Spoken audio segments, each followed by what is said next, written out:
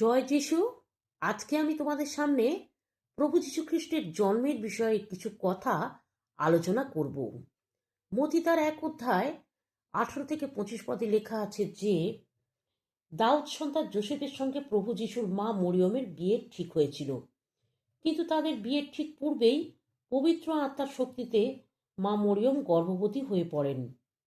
মরিয়মের স্বামী যোসেফ ধার্মিক ব্যক্তি ছিলেন এবং তিনি যখন জানতে পারেন যে মরিয়ম বিয়ের আগেই গর্ভবতী হয়ে পড়েছেন, তখন যোসেফ লোকের সামনে মরিয়মকে লজ্জায় না ফেলে গোপনে মরিয়মকে ছেড়ে দেওয়ার সিদ্ধান্ত নেন।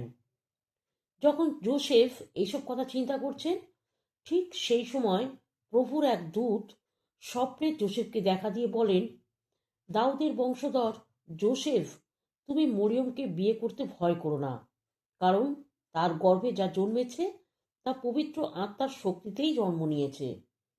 তার একটু ছেলে হবে এবং তুমি তার নাম যিশু রাখবে, কারণ তিনি সকলকে তাদের পাপ থেকে উদ্ধার করবেন।